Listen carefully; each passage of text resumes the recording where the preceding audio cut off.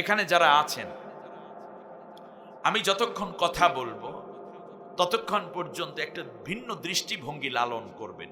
সেটা হচ্ছে, এখানে যারা আছেন, কেউ আহলে হাদিস আছেন, কেউ মাতখালি আছেন, কেউ আওয়ামী লীগ আছেন, কেউ জাতীয় পার্টি আছেন, কেউ জামাত ইসলামী আছেন, কেউ বিএনপি আছেন, কেউ সরমনার মুরিদ আছেন, কেউ সরসিনার মুরিদ আছেন, মোকামিয়া, ফুরফুরা, আট্রসি, দেওয়ানবাগি, যাই থাকেন আপনি, কেউ তবলিগ করেন, কেউ আলিয়ার, কেউ কওমির। এই মুহূর্তে আপনি একটা চিন্তা করেন মাথার ভিতর, যারা দল করেন তারা মনে করেন যে আমি কোনো দলের লোক না, আমি এখন কোরআনের লোক। এই চিন্তাটা মাথায় নেওয়া যাবে? ব্যাস।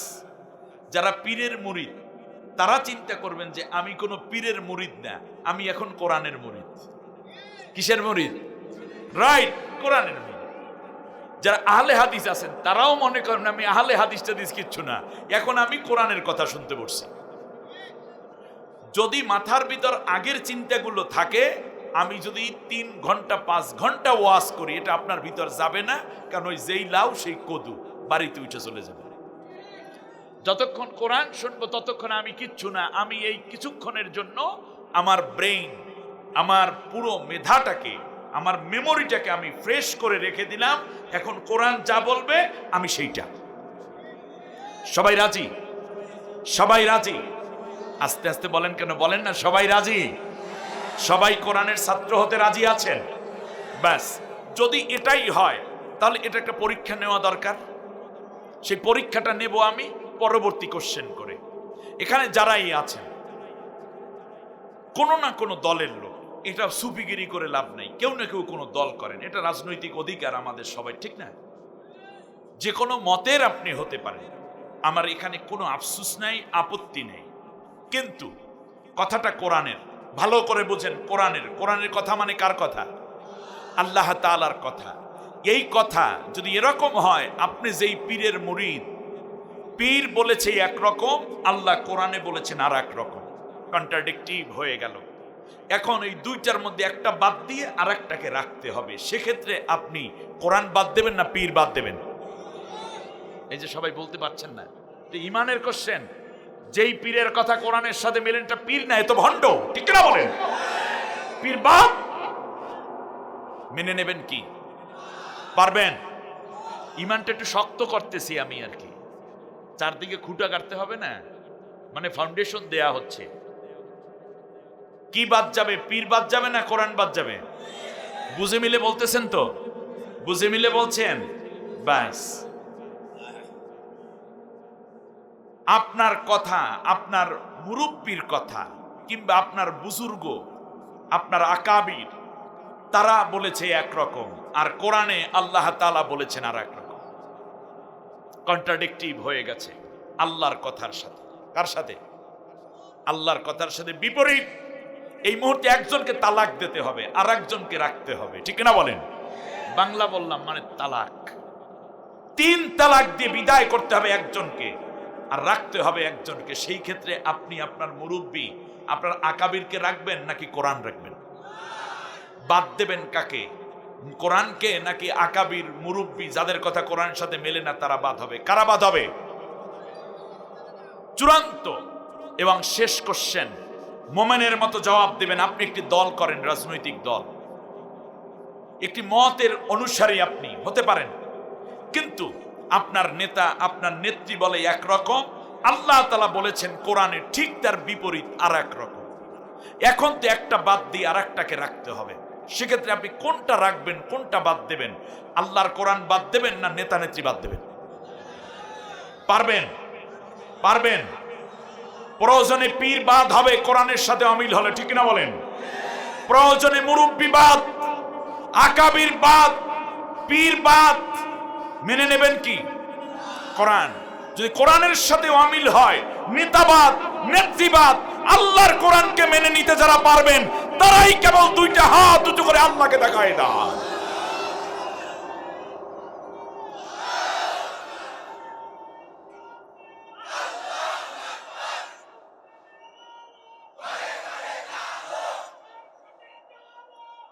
আল্লাহ তুমি কবুল করো, বলেন আমিন। সবাই বলেন আমিন। তার কারণ কোরআন মেনে নেওয়ার ক্ষেত্রে এই জিনিসগুলো বাধা। এই জিনিসগুলো কি বাধা? এই বাধা আপনার বাদ দেন, বাধাগুলো ওমিট করে দেন। না, আমার আল্লাহ যা বলেছেন আমি মানব। কারণ পীরের কথা মানা ফরজ নয়, মুরব্বির কথা মানা ফরজ নয়, নেতার কথা মানা ফরজ নয়, আল্লাহর কথা মানা ফরজ। ঠিক কিনা বলেন? আল্লাহ রাব্বুল আলামিন বলেন, ইন্নাল্লাযী ফারাদা আলাইকাল কুরআন। ও দুনিয়ার মানুষ শোনো, কোরআন এমন এক কিতাব আমি নাজিল করলাম, এই কিতাবটা মানা, এই কিতাব জানা, এই কিতাব অনুযায়ী নিজের আমল করাকে আমি আল্লাহ ফরজ করে দিয়েছি। কি বলেন? কি হুকুম? কি আল্লাহর কোরআন মান্য করা কি সুন্নত?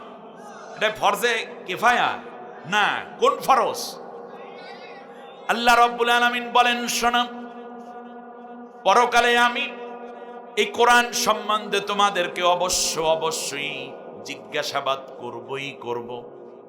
আল্লাহ রাব্বুল আলামিন বলেন, ফাওয়ারাব্বিকা লানাসআলান্নাহুম আজমাইন।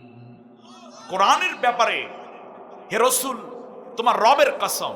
নবীকে আল্লাহ বলছেন যে হে নবী, তোমার রবের কসম, মানে আল্লাহ নিজে নিজের কসম খেয়ে বলছেন এই কোরআনের ব্যাপারে আমি অবশ্যই জিজ্ঞাসাবাদ করব।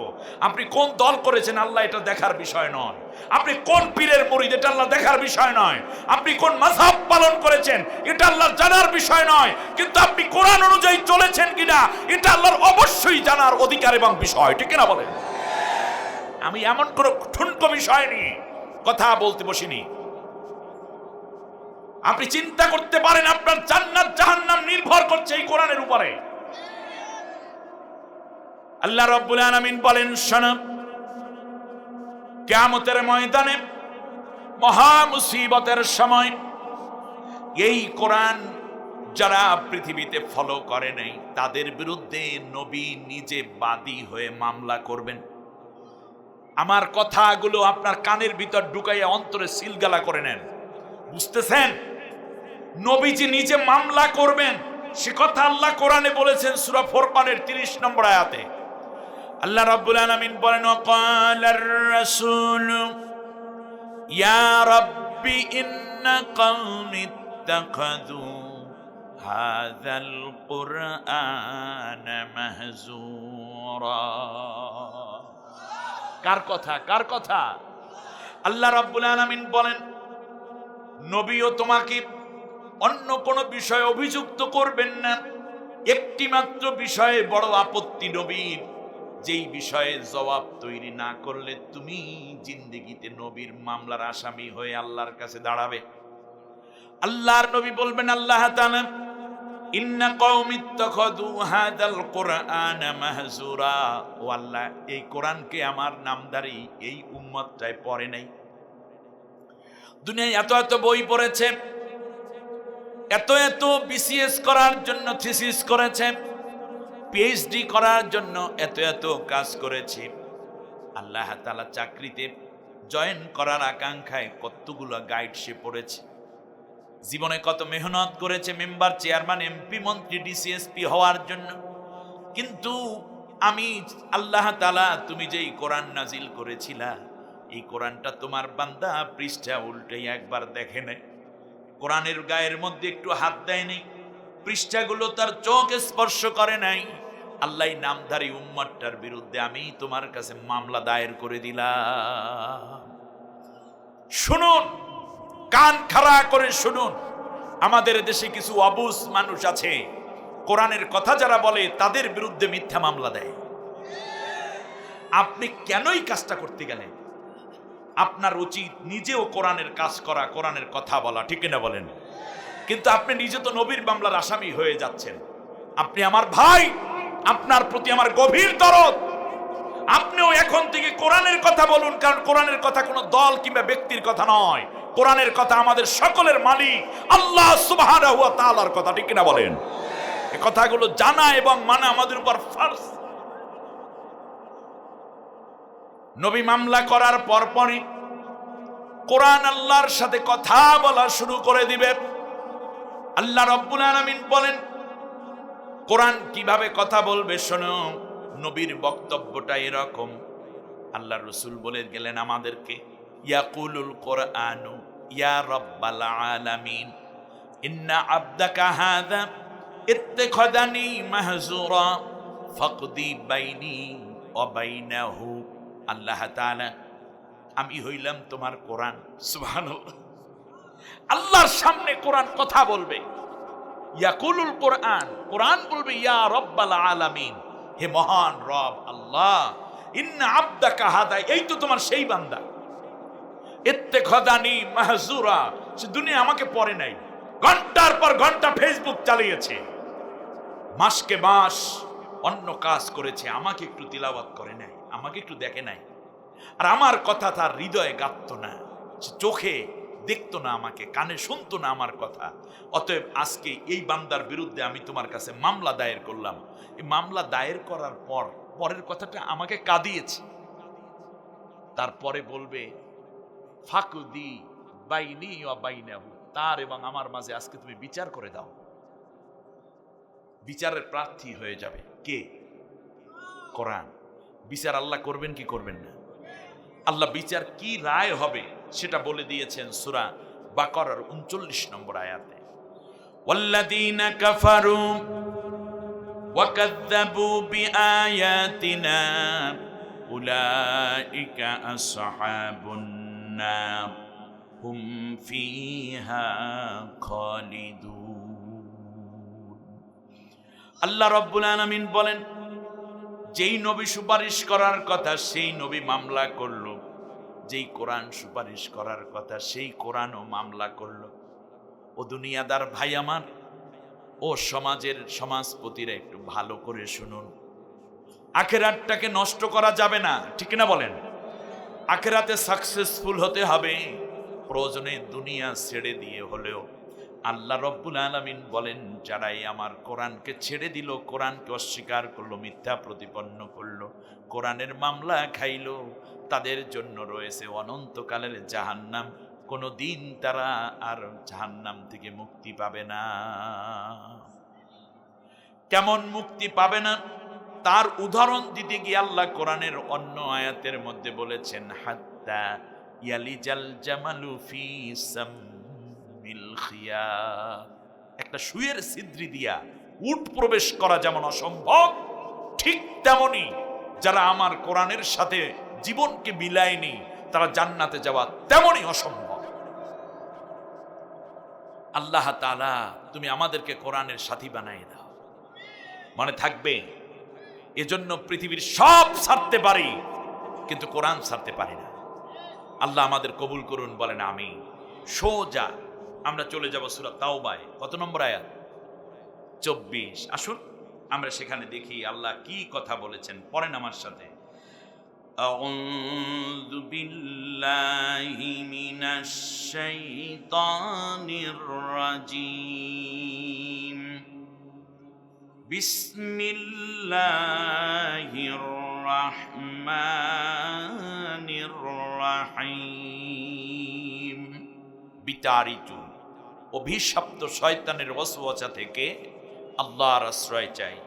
পরম করুণাময় অসীম দয়ালু আল্লাহর নামে শুরু করছি।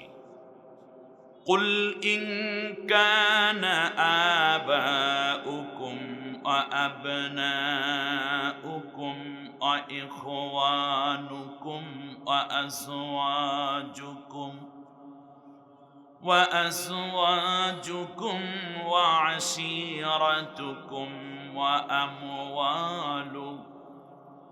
وأموال اقترفتموها وتجارة تخشون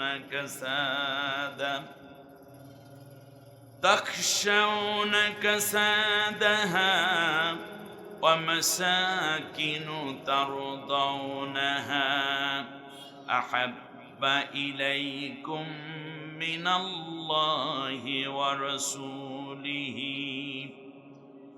وجهاد في سبيله فتربصوا حتى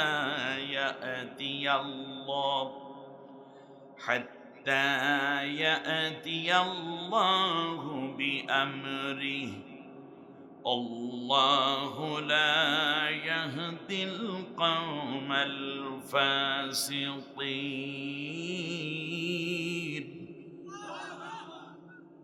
আমানতু বিল্লাহ। অর্থ হচ্ছে, হে তামাম বিশ্বের সমগ্র মানব জাতি, শুনে রাখো, এমন একটি অবস্থা যদি তৈরি হয়ে যায় যে তোমাদের মধ্য হতে যারা তাদের সাথে হৃদ্যরা রাখে, আপনি বলুন হে রাসূল, কুল ইন কানা আবাউকুম ওয়া আবনাউকুম, নবী আপনি তাদেরকে বলে দিন, যদি এমন অবস্থা হয় যে তাদের পিতাবর্গ, মানে প্রত্যেকেরই তো পিতা আছে তাই না, পিতাবর্গ অর্থাৎ বাবাগণ এবং তোমাদের পুত্রগণ, তোমাদের ভ্রাতাগণ অর্থাৎ তোমাদের ভাই যারা আছে তারাও যদি হয়, এমনকি আজওয়াজুকুম তোমাদের স্ত্রীগণ এবং তোমাদের আশিরাতুকুম যা আছে তোমাদের গোত্রীয় লোক এবং তোমাদের যে অর্জিত সম্পদ, তোমাদের ব্যবসা যা মন্দা হয়ে যাওয়ার ভয় করো দ্বীনের পথে চলার কারণে, যে আমাদের ব্যবসা বাণিজ্য যদি নষ্ট হয়ে যায়, কমে যায়, এবং তোমাদের যে আবাসস্থল আছে সেগুলোও যদি নষ্ট হয়ে যাওয়া শুরু হয়ে যায়, যে ঘরগুলো যদি কেউ ভেঙে দেয় দ্বীনের পথে চলতে গিয়ে, তবে মনে রেখো, এই আশঙ্কা থেকে যদি এই অবস্থা তৈরি হয় যে তার কারণে তোমরা আল্লাহর দ্বীনের কথা বলা, দ্বীনের পথে চলা ছেড়ে দিয়েছ, এই স্ত্রী, সন্তান, বাবা মা, ভাই বোন, আত্মীয় স্বজন এবং ব্যবসা বাণিজ্য, ঘরবাড়ির লোভে পড়ে, তাহলে মনে রেখো, আল্লাহ ও তার রসুল এবং তার রাস্তায় জিহাদ করা হতে যদি এইগুলোকে তোমরা বেশি পছন্দ মনে করো, আর এইগুলোর লোভের কারণে যদি আল্লাহর দ্বীনের পথে জিহাদ ফি সাবিলিল্লাহকে তোমরা ছেড়ে দাও, তাহলে তোমাদের জন্য একটা বিশেষ দুঃসংবাদ অপেক্ষা করছে। সেটা হচ্ছে এই যে তোমরা যেই কাজগুলো করছো এর দ্বারা তোমরা দুনিয়াও পাবে না, আখেরাতও পাবে না। শেষ পর্যন্ত একটি কথা মনে রেখো, ঈমান আনার পরে যারাই এই দুনিয়ার লোভ লালসা এবং এই মোহে পড়ে আমার দ্বীনের কথা বলা এবং দ্বীনের পথে চলাকে তুচ্ছ করে দূরে ফেলে রেখেছে, আমি আল্লাহর দ্বীন প্রতিষ্ঠার আন্দোলনকে যারা হেয় প্রতিপন্ন করেছে এইগুলোর উপরে, তারাই ফাসেক। আর আমি আল্লাহ রব্বুল আলামিন এই ধরনের ফাসেকদেরকে কোনোদিন হেদায়েত দেই না। বারাকাল্লাহু লানা ওয়া লাকুম ফিল কোরআনিল আযীম। আল্লাহুম্মা ইগফির লানা ওয়া লিওয়ালিদাইনা ওয়া লিজামিল মুমিনিনা ওয়াল মুমিনাত ইয়াওমা ইয়াকুমুল হিসাব। সূরার নাম হচ্ছে সূরা আত-তাওবা। সূরার নাম কি? তাওবা। এই সূরাটির মধ্যে ঐতিহাসিক তওবার একটি ঘটনা থাকার কারণে আল্লাহ তাআলা এই সূরার নামই রেখেছেন তওবা। সুবহানাল্লাহ। সূরাটির মধ্যে রুকু আছে 16টি, 129টি আছে আয়াত। মদিনায় অবতীর্ণ এই সূরা থেকে আমি 24 নম্বর আয়াত আপনাদের উদ্দেশ্যে তিলাওয়াত করে তার সরল অনুবাদ করার চেষ্টা করেছি। সম্মানিত ভাইয়েরা, এই আয়াতটি যখন নাজিল হয়, মূলত এখানে 24 থেকে হলেও যদি এই আয়াতটার ব্যাখ্যা এবং বিশ্লেষণ করতে হয়, তাহলে আপনাদেরকে চলে যেতে হবে এই সূরারই 20 নম্বর আয়াত থেকে নিয়ে 30 নম্বর আয়াত পর্যন্ত। এইটা একটা স্লোট তৈরি করতে হবে। পরবর্তীতে আপনারা এই সুন্দর করে এই আয়াতগুলো দেখে নিবেন। কত নম্বর থেকে শুরু করবেন? সূরা তাওবার 20 নম্বর থেকে শুরু করে 30 পর্যন্ত যাবেন। তো 24 যেহেতু আমাকে নির্ধারণ করে দিয়েছে, এই কারণে আমি 24 থেকে আলোচনা করেছি, কিন্তু এটা হচ্ছে আলোচনার একটা পার্ট। কিন্তু আলোচনাটা শুরু হয়েছে কত থেকে? সূরা তাওবার মধ্যে আল্লাহ রাব্বুল আলামিন 5টা মেসেজ দিয়েছেন। সেই 5 মেসেজের এইটা হলো দ্বিতীয় মেসেজ, 20 নম্বর আয়াত থেকে 30 নম্বর আয়াত পর্যন্ত। কোরআনের তাফসীর শুনতে হলে দাঁড়ানোও যাবে না, সুন্দর করে বসে ছাত্রের মতো বসে যান, দেখবেন আল্লাহ আপনাকে নূর দিয়ে ভরপুর করে দিবেন। আশা করি বসবেন ভাইয়ের, কারণ দাঁড়িয়ে থাকাটা কোনো কষ্টের।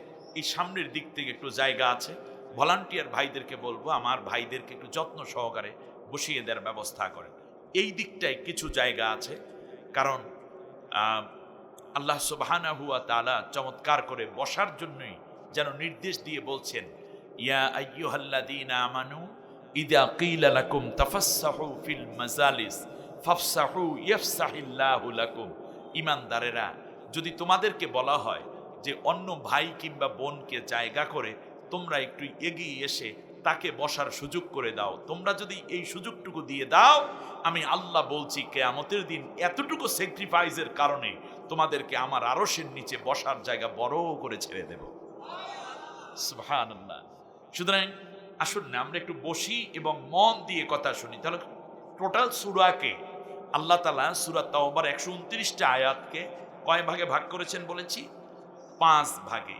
তার মধ্যে দ্বিতীয় স্লটে রয়েছে সেটা হচ্ছে 20 থেকে 30 নম্বর আয়াত। আমি 24 নম্বর আয়াত থেকে তেলাওয়াত করেছি। মুনাফিকরা কশিনকালেও একামতে দিন তথা আল্লাহর দিন প্রতিষ্ঠার কাজে তারা অংশগ্রহণ করত না। বলেন তো মুনাফিকের আলামতটা কি? তারা কখনো আল্লাহর দিন কায়েমের পথে তারা কাজ করত না, বরং তারা কিছু ফজিলতপূর্ণ কাজ হিসাবে অন্যান্য কিছু কর্মসূচি ঘোষণা করত। তার মধ্যে একটা ছিল এই যে তারা যেই হাজিগণ হজ করার সময় পানির পিপাসায় ছটফট করতেন তাদেরকে পানি পান করাতেন, এবং আল্লাহর ঘর তথা বাইতুল্লাহ পরিচ্ছন্ন করে রাখা এবং আরো কিছু মানবীয় কাজ করাকে তারা নাজাতের ওসিলা মনে করত। আমার কথা আপনাদের বুঝে আসছে? এই চিন্তা কিন্তু আমাদের মাথার ভিতরে গুড়গুড় করে। কয় হুজুর আমি কোরআনের কর্মী না, তাতে কি হয়েছে? আমি কতবার এতিমখানা চালাই, এটা তো চালাইবেনি। কিন্তু আল্লাহ তাআলা কি বলছেন 20 নম্বর আয়াতটা একটু দেখে রাখি, তাহলে আমাদের সুবিধা হবে। আল্লাহ রাব্বুল আলামিন চমৎকার করে তার প্রতিবাদ করছেন, কারণ সওয়াব দেওয়ার মালিক কে? আল্লাহ তাআলা বলছেন, আজআলতুম সিকায়াতাল হাজ্জি ওয়া ইমারাতাল মাসজিদিল হারামি কামান আমানা বিল্লাহি ওয়াল ইয়াউমিল আখির ওয়া জাহাদা ফি সাবিলিহি লা ইয়াস্তাউনা ইনদাল্লাহ আল্লাহু লা ইয়াহদিল কওমাল যালিমিন। আল্লাহ রাব্বুল আলামিন ওই সমস্ত ধ্যান ধারণা কি মূলোৎপাটন করে বলছেন, তোমরা কি মনে করেছো যারা আল্লাহর পথে কোরআনের শাসন কায়েম প্রতিষ্ঠার জন্য মেহনত করে, কাজ করে, স্বাধীনতা সার্বভৌমত্ব রক্ষার জন্য লড়াই করে, আর একদল হচ্ছে হাজিদেরকে পানি পান করায়, আমি আল্লাহ বললাম মর্যাদার দিক থেকে এই দুই দল কোনোদিন সমান হতে পারে না। আল্লাহ রাব্বুল আলামিনের পর আবার বলছেন, শোনো আমি আল্লাহ কার মর্যাদা বাড়াইয়া দিলাম, শোনো যারা আমি আল্লাহর পথে আমার পথে যারা লড়াই করবে, ঈমান আনবে, লড়াই করবে, জিহাদ করবে, হিজরত করবে, এই মানুষগুলোর মর্যাদা আমি আল্লাহ ওই ছোট ছোট নেক কাজ করা মানুষের বহুগুণ উপরে মর্যাদা প্রতিষ্ঠিত করে রেখেছি। এরপর আল্লাহ রাব্বুল আলামিন আবার বলছেন, শোনো আল্লাযীনা আমানু ওয়া হাজারু ওয়া জাহাদু ফি সাবিলিল্লাহি বিআমওয়ালিহিম ওয়া আনফুসিহিম আ'যামু দারাজাতান ইনদাল্লাহ ওয়া উলাইকা হুমুল ফাইজুন।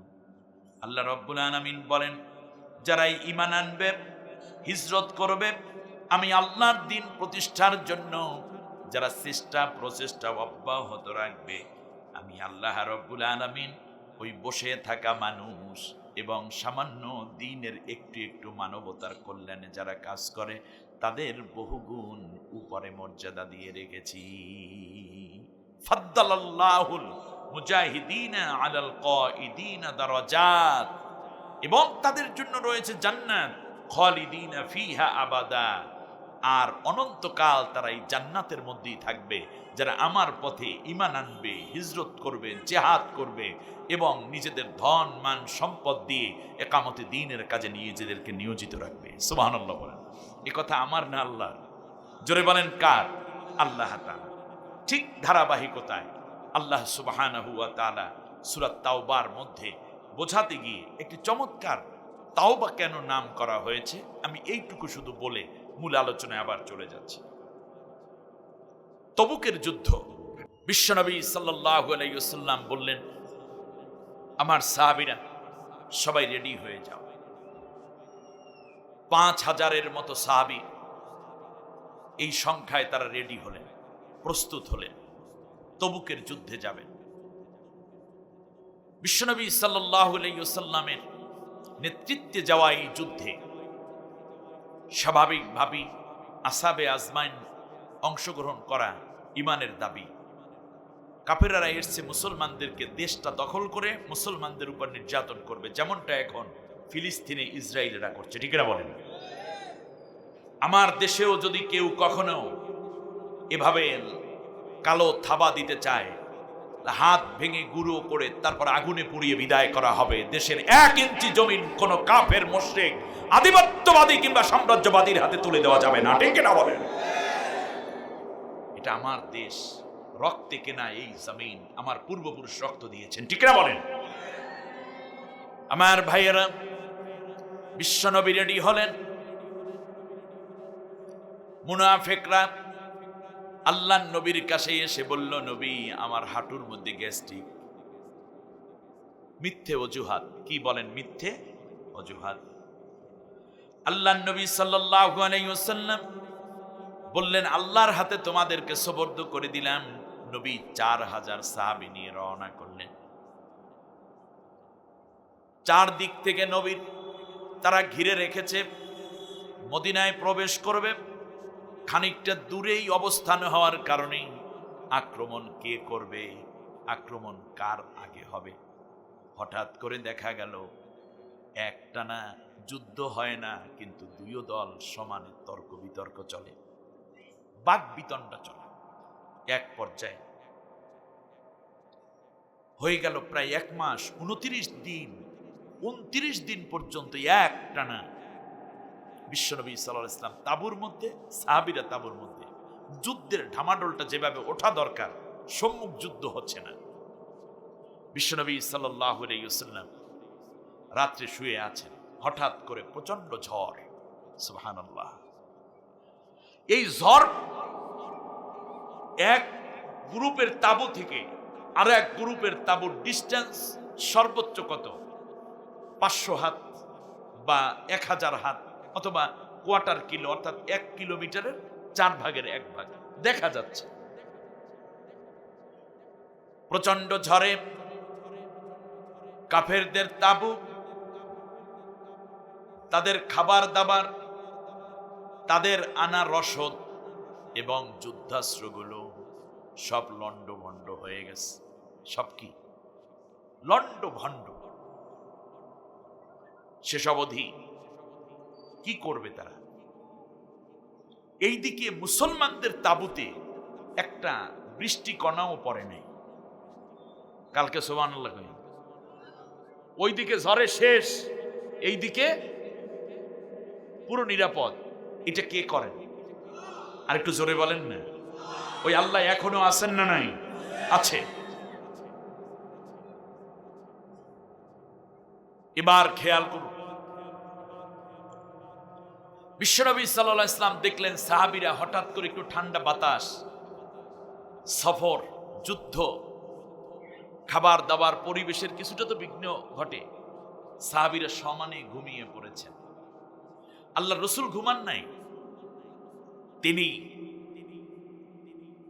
সাহাবীদের, কতিপয় সাহাবীদের মাথার কাছে দাঁড়িয়ে বলছেন, কে আছে আমাকে একটু খবর এনে দিবে, কে আছে আমাকে একটু খবর এনে দিবে। আবু বকর রাদিয়াল্লাহু তাআলা আনহুর মাথার কাছে বিশ্বনবী দাঁড়ালেন। নবী ফিসফিস করে বলছেন, কে আছে আমাকে একটু খবর এনে দিবে। ওমরের মাথার কাছে দাঁড়ালেন, কে আছে খবর এনে দিবে। আলী রাদিয়াল্লাহু তাআলা আনহুর, উসমান, তলহা, জুবাইর সকলের শিয়রের পাশে দাঁড়ায় নবী, কিন্তু কারো কোনো সাড়া নাই। আল্লাহর নবী এক পর্যায়ে হুযায়ফা রাদিয়াল্লাহু তাআলা আনহুর মাথার পাশে দাঁড়ায় গেলেন। আল্লাহর নবী বললেন, কে আছে আমাকে একটি গুরুত্বপূর্ণ খবর এনে দিবে। হযরতে হুযায়ফা কম্বল মুড়ি দিয়ে ঘুমোচ্ছিলেন, মাথার কম্বলটাকে সরিয়ে দিয়ে বসলেন এবং দাঁড়িয়ে আল্লাহর রাসূলের সামনে বললেন, লাব্বাইক ওয়া সাদাইক ইয়া রাসূলুল্লাহ, নবী আমি হাজির, কি করতে হবে আপনি অনুমতি দেন। সুবহানাল্লাহ, নবীর কথা। হুযায়ফা রাদিয়াল্লাহু তাআলা আনহুকে আল্লাহর নবী বললেন, ওই পারে কি হয়েছে, কে আছো আমাকে একটু খবর এনে দিবা। হুযায়ফা রাদিয়াল্লাহু তাআলা আনহু বললেন, নবী আপনি অনুমতি দেন, আমি তাহলে যাই। হুযায়ফা রাদিয়াল্লাহু তাআলা আনহু রওনা করতেছেন।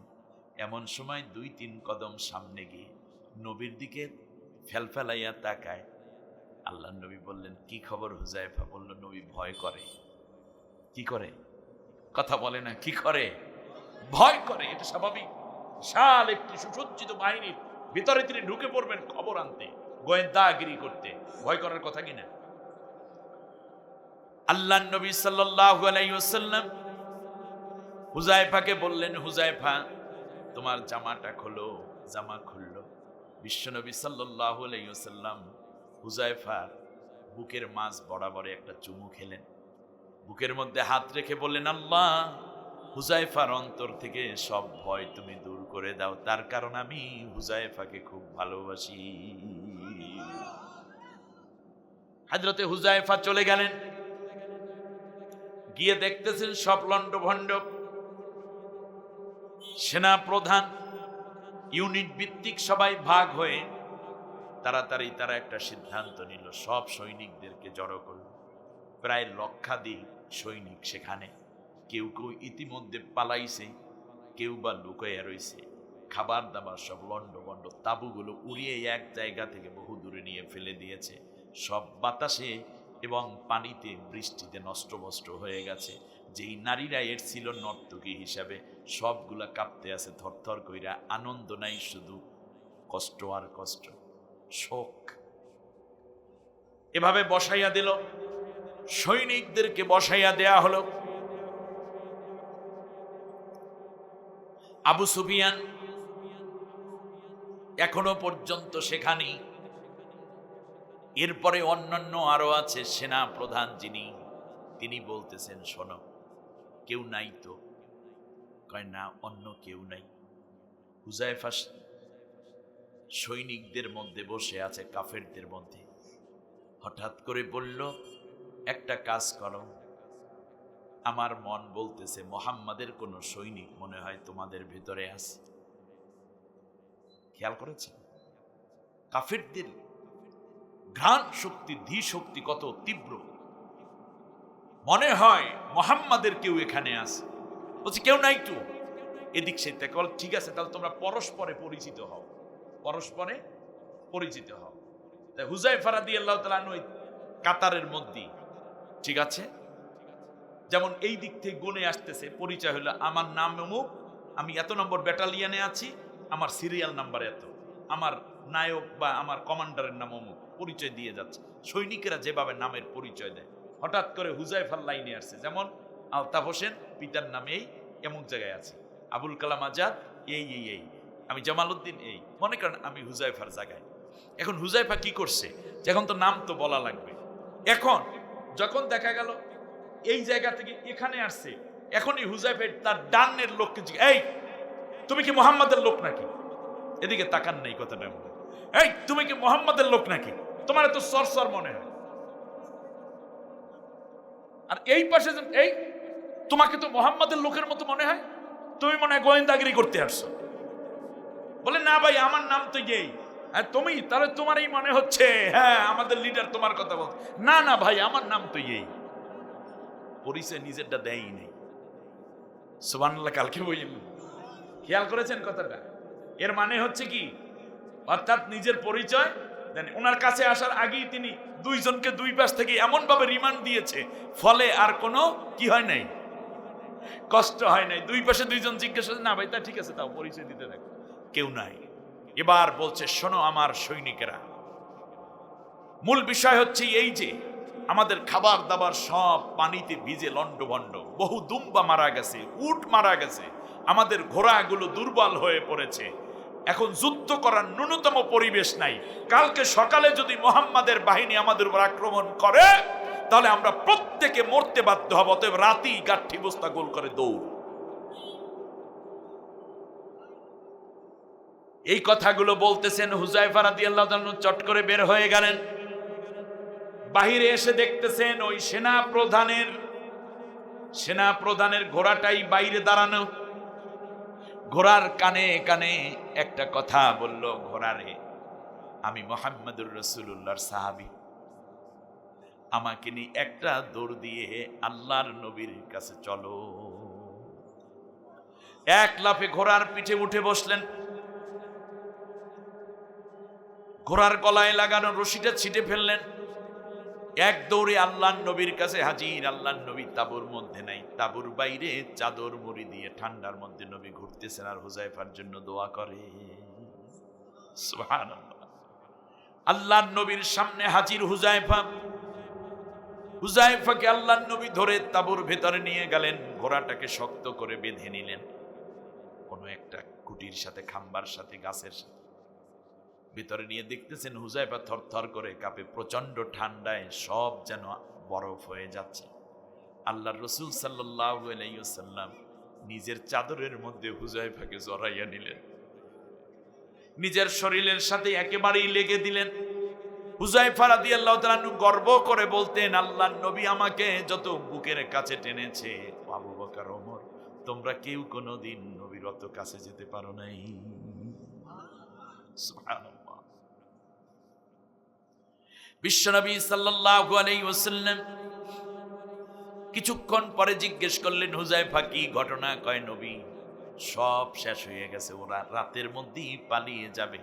নবী বললেন, যারা পালাইয়া যায় তাদেরকে আক্রমণ করা জায়েজ নাই।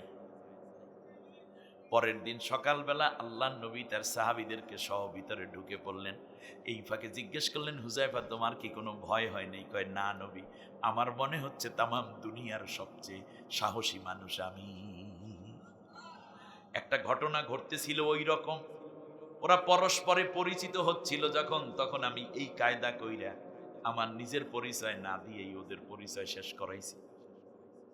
আহারে, আল্লাহর নবী সাল্লাল্লাহু আলাইহি ওয়াসাল্লাম গোয়েন্দা বিভাগের চিফ যিনি দায়িত্ব ছিলেন, তার নাম ছিল হুযায়ফা। সুবহানাল্লাহ।